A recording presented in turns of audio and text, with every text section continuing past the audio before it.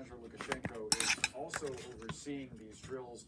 It seems to be a message from Putin and his ally in Lukashenko that this conflict in Ukraine could have massive implications for the world if the United States or others decide to intervene.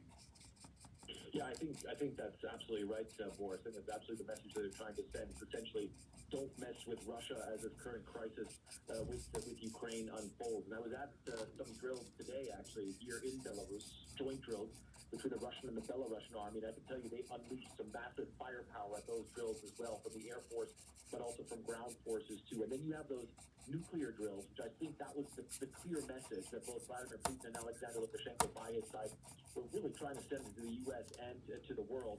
And you guys are absolutely right. They really showed or showcased some of their really most powerful and most sophisticated weapons in that. You not only have intercontinental ballistic missiles, where they launched one of those, actually, called the YARS, but then they also used their new hypersonic missiles. And that's really the big weapon the Russians have been showcasing over the past, 2-3 years that they've actually had these weapons. They launched one called the Kinjal, which means dagger in English, that apparently hit its target, and they launched another one from a ship as well. And Vladimir Putin was inside the Kremlin in the Situation Room there, overseeing these drills with his top generals. So they were clearly trying to send that message that they have a massive, powerful arsenal at their disposal, not just when it comes to conventional warfare, but obviously also when it comes to nuclear warfare as well. I think they were certainly trying to put out that very, very clear message that they are the ones who are calling the shots at this point in time, and that they will not be interfered with, as right now they're obviously, the U.S. is very much threatening Ukraine at this point.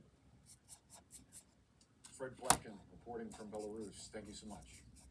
And let's bring back retired Brigadier General Mark Kimmett and CNN Global Affairs analyst Susan Glasser. Let's just do a quick reset, General, especially regarding what's happening on the ground in your assessment. You have President Biden who's saying he believes Putin has made up his mind.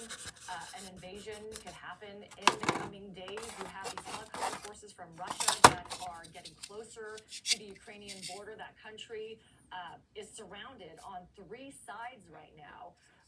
What is your assessment of a timeline and this window of diplomacy that's closing?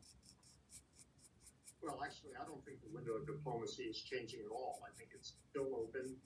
And what we're seeing is President Putin trying to play a little bit of chicken. He's going to see how much resolve the West has.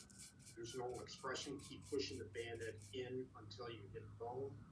So just as the president thinks that Putin has made up his mind, he can quickly change his mind.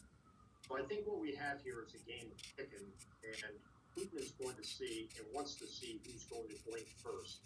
That's probably why he started doing this missile drill along with what he's doing in Ukraine. So I would suggest keeping the lines of communication open, keeping diplomacy open, and don't back down. Susan, we've been reporting for seemingly months now that Vladimir Putin would try to launch a series of false flag operations to try to generate public support within Russia to justify war with Ukraine. And we're seeing that escalating now, Russian media reporting all sorts of disinformation. I'm curious what you make of that. Is that something that is necessary at this point for him to